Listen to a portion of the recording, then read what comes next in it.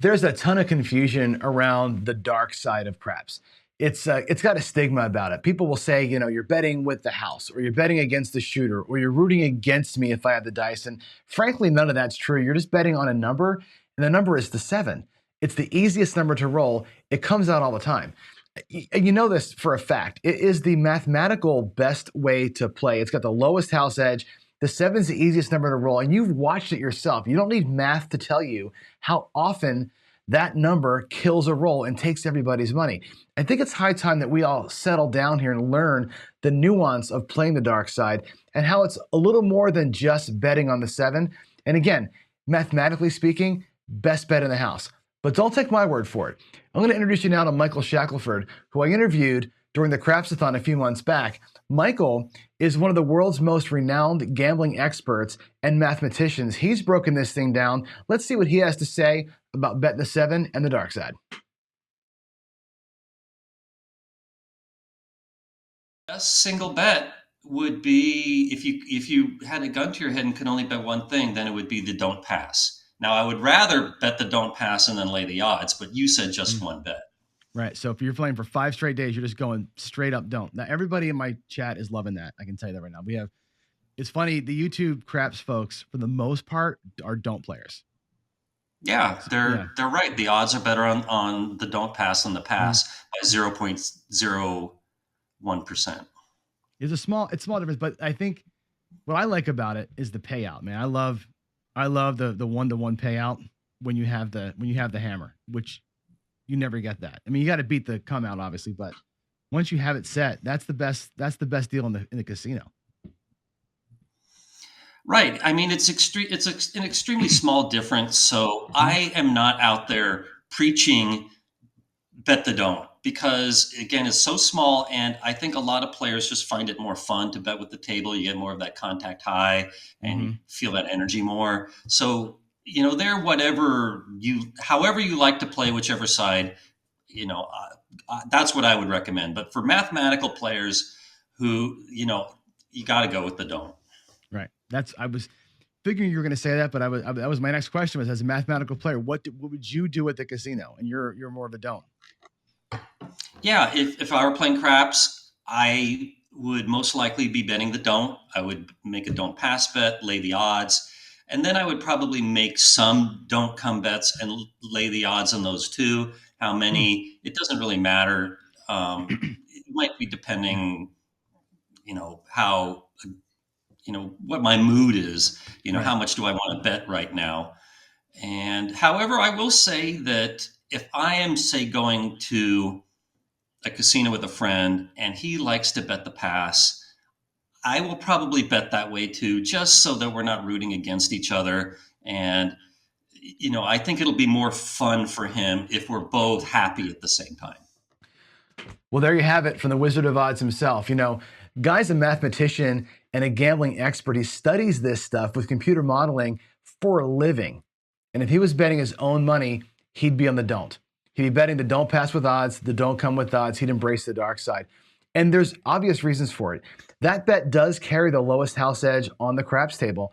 And specifically, the flat bet part of that, the flat bet on the don't pass, the flat bet on the don't come, pay you even money when you're the favorite. That's just a really good position to be in if you can get there. Matter of fact, there's no bet like that anywhere in gambling, anywhere. That is the best payout. How do you get there?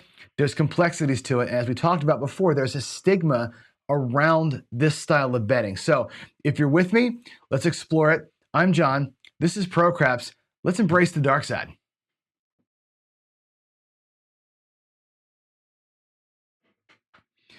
All right, let's get into it here. So the dark side, being a dark side player simply means one thing. You're betting on the number 7.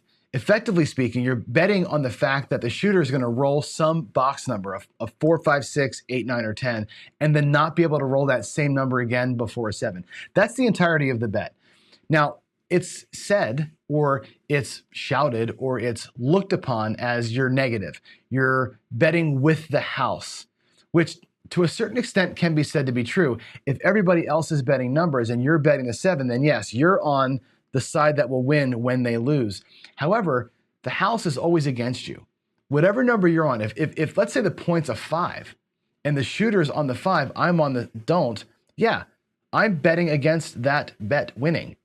But the casino's betting against me. The casino in that case, when they look at me, they're betting on the 5, right? There's no house side of it. The house's side is whatever side you're not betting on. So I don't want to hear that anymore from anybody. There's no betting with the house. That's crap. I'm also not betting from the dark side against the shooter.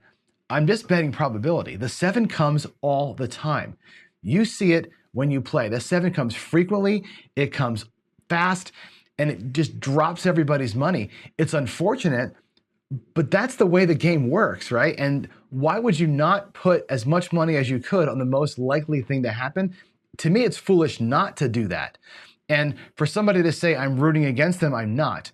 If I'm betting the 7 and they're betting every other number, fine. Let them hit every other number 4, 5, 6 times. I don't care. Just save the 7 for me at the end. That's all I care about.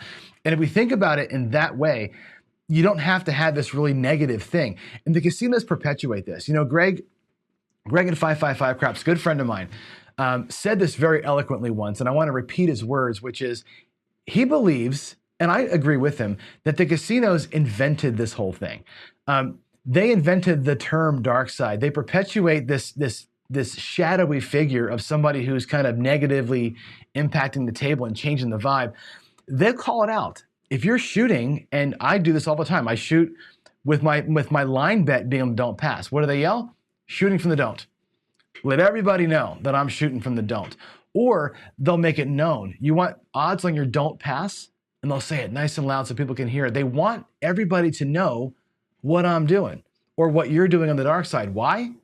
They don't want you betting there. If I'm betting dark and you're betting light, effectively our bets cancel one another. We'll look at that at the table too. That's the thing they want to avoid. They would like everybody on the same side. Matter of fact, if everybody was on the dark side, they'd be happy because they're still going to make money when the points get hit. If everybody's on the light side, they're happy because they make money when the 7 comes out. If half of us are here and half of us are there, it puts them in a rough spot, doesn't it? So I think the casinos are definitely trying to push the dark siders away. That's the most frequently won bet. They'd rather have everybody go light. In fact, they made a game called Crapless Craps, which removes the dark side from the game. It forces everybody to play on the same side. It's their dream come true kind of a game. And unfortunately, a lot of people are embracing that because they're naturally speaking right side bettors and don't understand dark side betting.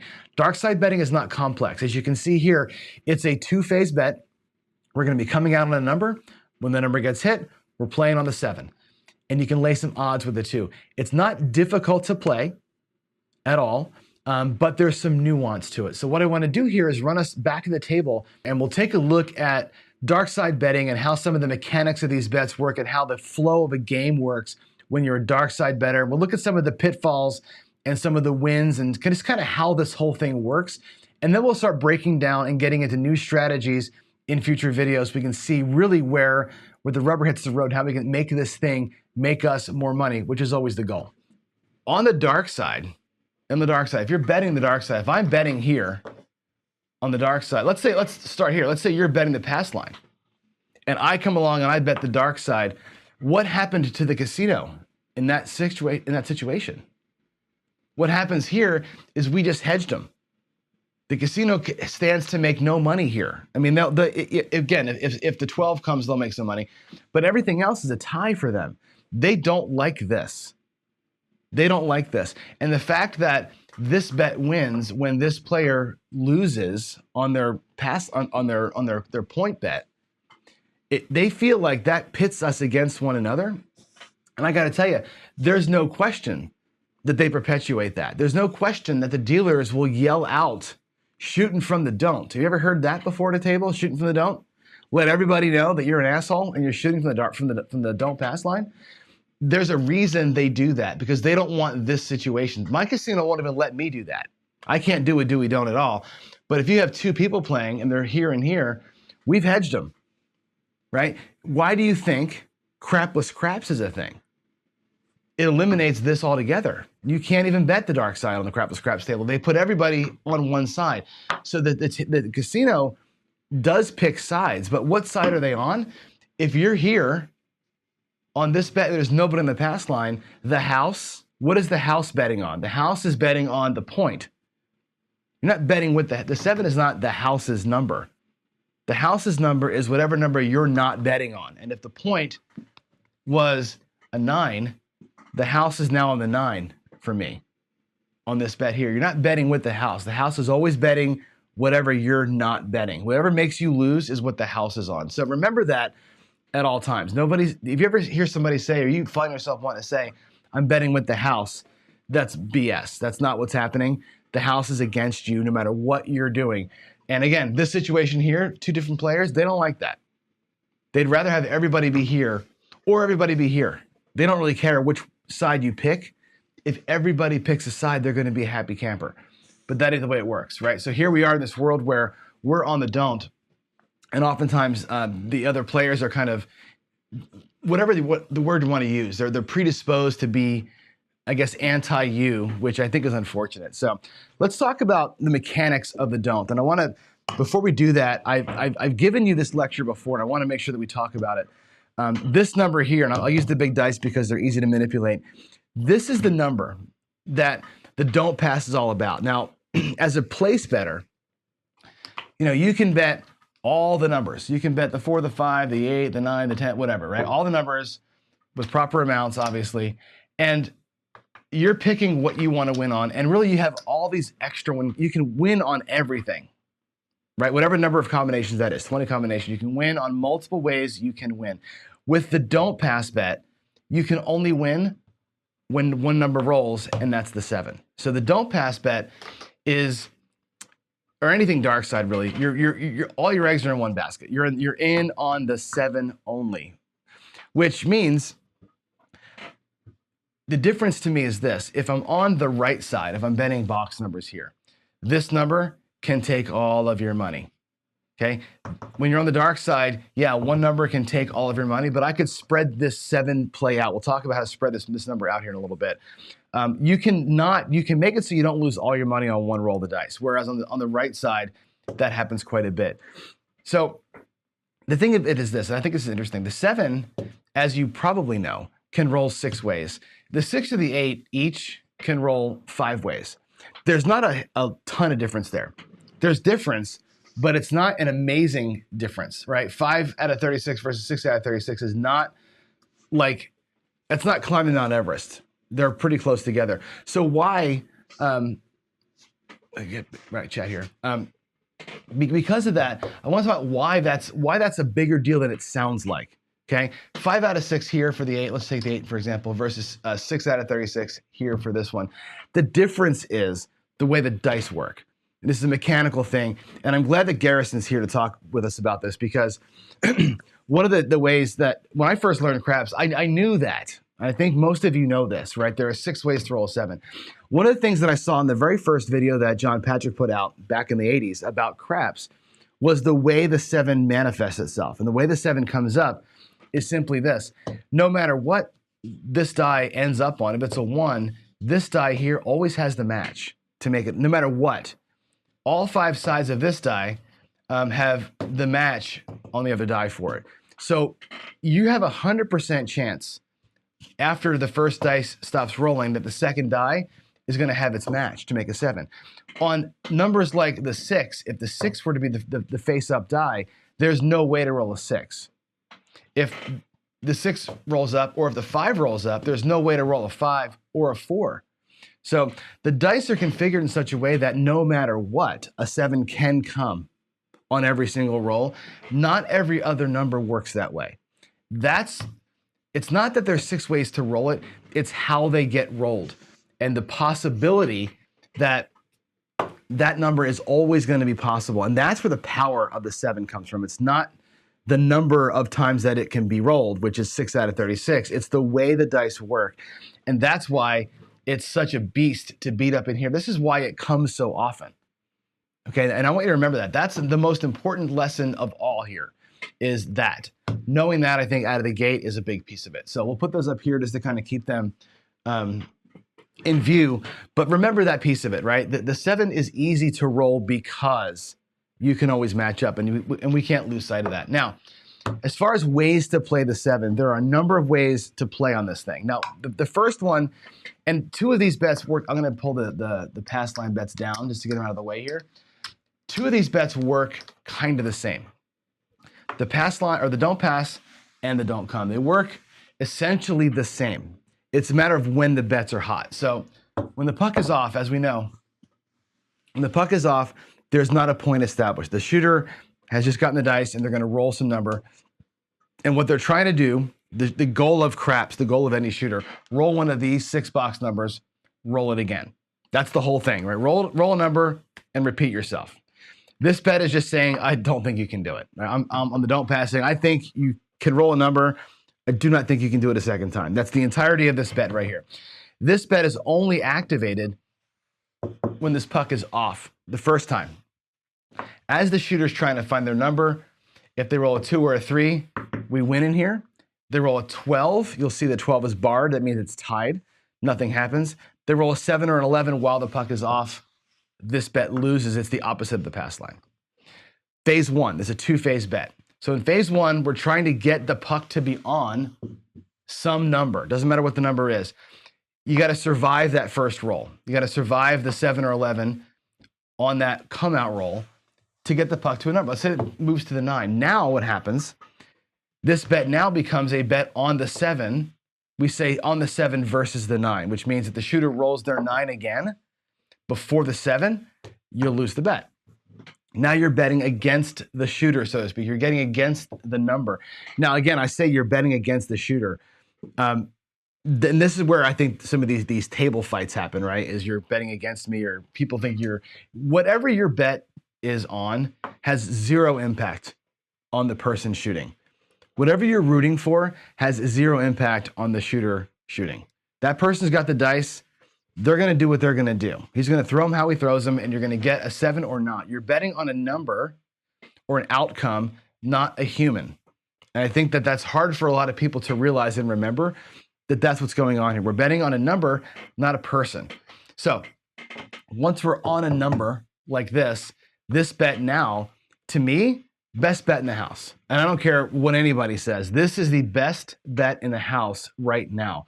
When a puck is on a number, you've got an advantage here. There are, and I'll put it out here in chips for you. There are 6 ways to roll that 7, 4, 5, 6. There are only 4 ways to roll that 9.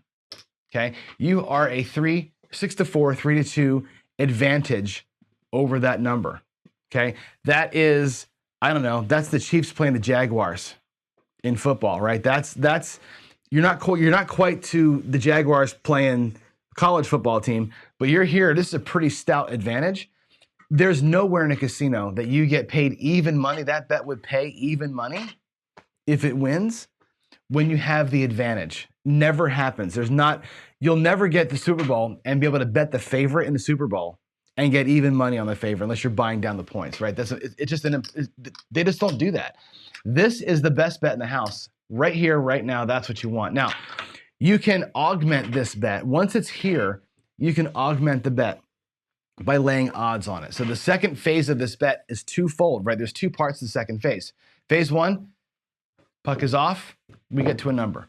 Phase 2, flat bet pays even money as the favorite. Phase 3, or phase 2A, I guess you want to call it, is you can take odds. You say, I really like that bet. I'm going to take and put odds on that bet. I'm going to actually lay additional money because I feel that strongly about it. Or the math says to me, this is the better play to make. So when you lay odds on the number, the odds are going to pay true. So in this case here, I'll put the whites back out again, just so we can see them here. So we'll do the 6 ways to roll a 7 and the 4 ways to roll a 9.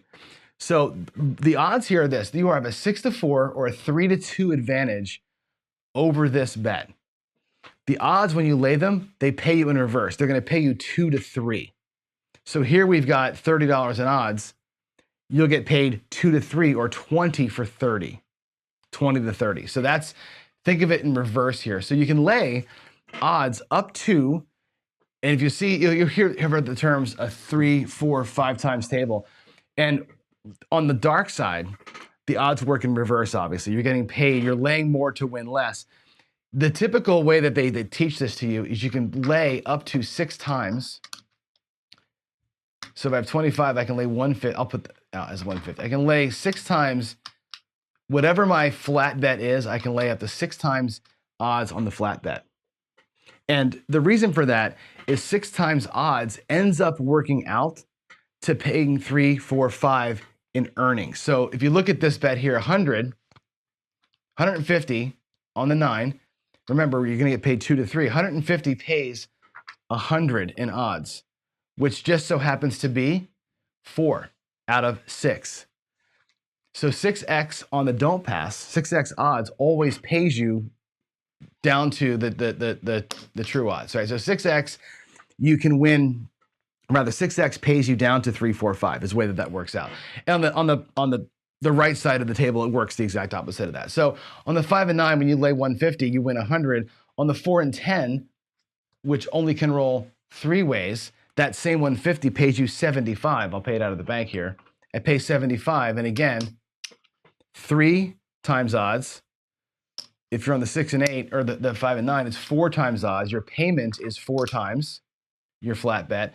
On the 6 and 8, that same 150 pays, I'll put it over here, 6 and 8 can roll 5 times each, right? That same 150 pays 5. So there's how the dark side, the don't pass line odds work. You can lay up to 6 times your flat bet. That will automatically pay you at 3, 4, 5 times based on the odds. So a little bit of math lesson for you there. That's kind of how that works. Now, that bet to me is one of the lowest bets. I would not recommend, I don't recommend doing the odds on the don't side because of that. You're betting more to win a lot less. Now, again, you're the favorite, but that's a kind of a danger play for me. I would rather have more of these than lots of those, right? So if you think about ways that you can win on the dark side, again, I want more one-to-one action when I'm the favorite than having to lay a bunch of money out there to win a little bit less. That, to me, mathematically is a better way to do it. So you have this other size bet, or this other type of bet called the don't come. And the don't come works, I'll put this back in the 9. The don't come works when the puck is on. The puck is already on. This bet's already a one-to-one payout. It's the favorite against this number here. If I use a don't come bet, let's say the shooter rolls a 5. That bet travels into that part of the area. Now they're going to say that goes behind the 5. You hear somebody say it's behind the 5.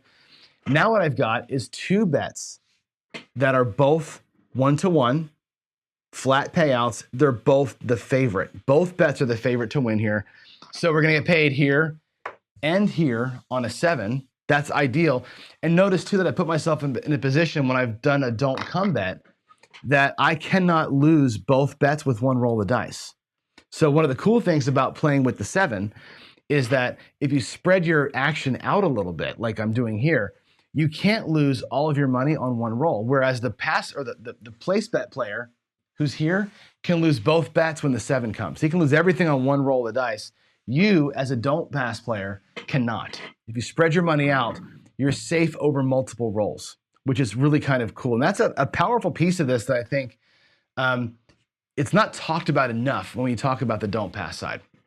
Now, there's one more set of bets you can make, which are lay bets, direct lays. So this, again, this come out through the don't come. This is danger, right? You're going to lose this bet on the 7 or 11 because, again, just like when we talked about the come bets way back, when this bet is in here, it's virtually got an off button on it, okay? When it moves behind a number, now that bet is technically on. That's the way that works. So you're in that weird zone in there where it can get taken from you during the process. Now, you can also just straight up bet a lay bet. You can say, let's take a $30 lay 5. I can just come out and say to do or lay the 5 for 30. And I'll get $30 out here against the 5. This bet effectively is just the odds.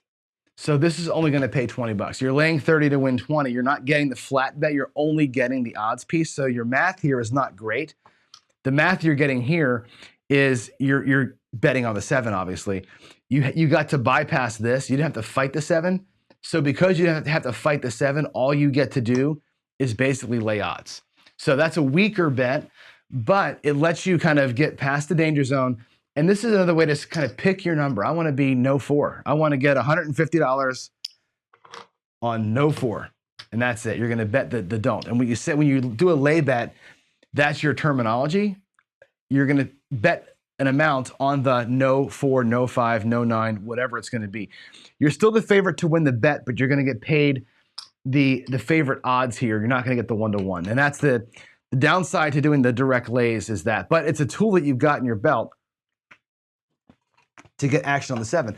I'll oftentimes use that lay bet to help me out. And here's a little trick, and we'll do some more of this rollout later in the week. But for example, if I wanted to end up in this position, this is the way that I play the game, by the way. If I want to end up here where I've got 2 flat bets, when I'm in here, I have a problem. This bet here is going to lose on the 7 or the 11. But what I can do temporarily, let's say the point's an 8, I can lay the point, which means if the 7 rolls right now, I would lose this bet, but I would win here and I would win $25 on that lay. So it basically covers the bet. You can use lay bets as a temporary hedge to get this bet through, take the lay bet down once it goes to the 5. Now I've got 2 flat bets and I'm good. The nice thing about the don't pass, and you should know this, is that these bets are not contract bets. None of them are. I can reduce this bet down to table minimum. So let's say we're at a $10 table. I start with a quarter here. I can, and this is self-service bet, I can take my money off the table and go down to $10 if I wanted to. If I were on for a quarter and I dropped out 150 in odds, at any point in time, I can take the odds. Or I can reduce them down to 60. I can do whatever I want to with my money on the don't. The casino doesn't like that bet, right? Because you know it's a bet on that number. They don't like it because they know how easy this number is to roll. So they will let you reduce or remove any part of this bet anytime it's out here. So that's a pretty flexible thing. If you remember, we talked about come betting, regular come betting and pass line betting. Those are contracts. You cannot remove those bets. You can't reduce them. You can't remove them. They're stuck. They're like in cement. The don't pass bet, because it's on the 7, 100% the dealers or the casino will allow you to take those bets down whenever you want to. It's your choice here because they don't like you having action on their favorite number, which is always the 7. Okay, so that's kind of a overview of the mechanics of the don't pass, right? There's one more series of bets that we have to talk about with regards to betting on the 7. I'll leave these bets out here as a visual, but you've got your don't pass. Again, puck is off. It's at risk to the 7 or 11. When the puck is on, that bet is the favorite, this flat bet here. You can lay odds against it if you really like it. You want to play the math.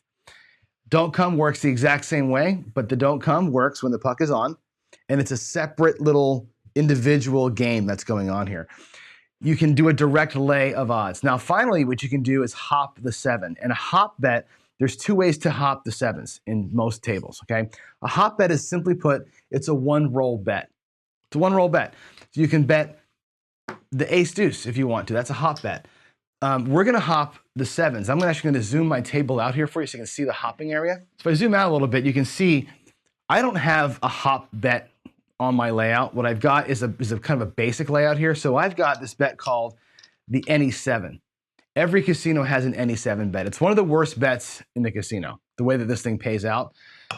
It pays 4-to-1, and it's a 1-roll bet. So if you drop a nickel on it, 5 times 4 is, everybody says, $20. It pays $20, 1 roll. If the 7 doesn't come, that bet loses.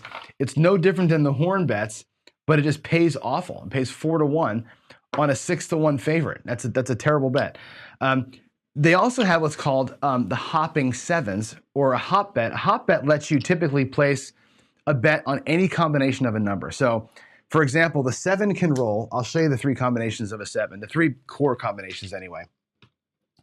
You've got your 6-1, you have your 5-2, and you've got your 4-3. Those are the 3 combinations of dice that can roll to make a 7. Now, of course, the 6 ways to roll 7 are these things in 6-1, 1-6, whatever. The hop bets, you're going to bet on the 6-1, on the 5-2, and on the 4-3. Or you can just bet one of them. You can just bet hopping 5-2 if you want to. Again, one roll bet. These pay individually 15 to 1. If your casino allows hopping the 7s, and what you'll hear people say this is hop the reds, because they call the 7 the red, or they'll say hop the skinnies. You might hear somebody say that. That's what they're talking about, putting a bet on one of them. If you say hop the reds, what you're saying is you want money on each of these combinations. So you got to give multiples of $3 to do that. So the way this works is one of those bets pays 15 to 1. You lose 2, so you're actually betting 3 to win 13. If you think of it that way, that's the way that this works out. So it's technically speaking, it's a $13 comeback to you on a hop. It works better than this bet, and I'll give you the example here. If I'll put these out here for $2 each, so $6 hopping versus $6 on the any 7. Okay, $6 any 7 at 4 to 1 pays $24. There's 24. Over here, $6 hop 7. Again, you'd lose 2 of these. I'll put them over here so you can see them, but that would win 30. So your net is 30 minus 4, or $26. So this actually pays $2 more than the any 7. So if you have a chance to hop the 7s always versus the any 7. Again, your casino may not allow this bet. When I'm showing you these bets in real time, I will show them to you, the hopping 7s, up here in the any 7 box, and I'll typically put them up here on the edge. See, that's hopping the 7s for me, because I don't have a hop bet to show you, but I'll typically put them up here. That's another way to get action on the 7. It's a one roll action, but it's action on the 7. This will pay you, and again, people will use this bet, this lower price $3 bet that wins $26 while they're doing this. So you put a bet in the don't come that could lose to a 7. You'll see folks bet $6 over here to win 26. So if the 7 comes, you lose this, but you win it right back over here. So it's a hedge for that. That's a good bet to use as a tool. There is a side bet that you can do where you kind of progressively bet on this any 7 to try and really come in and attack the 7, but it's a gambit play. It's not like our 12 gauge strategy where we attack the 12. So that's a look at kind of the basic setup for the ways you can bet on the 7 or on the dark side. Those are all the bets you can make. You can make an any 7 bet, a hop bet, flat bet on the don't pass, odds on your don't pass point, a come bet with odds perhaps, or a direct lay. And there's a lot of ways to get action on the 7. And if you're creative about it, and again, let's just throw some bets out here. We have a don't pass we'll do 150 in odds on that one. Let's do 150 in odds down here. There's a don't pass with 150 in odds. There's a flat bet on the 5. We're gonna do, let's do $100 lay bet on the 10.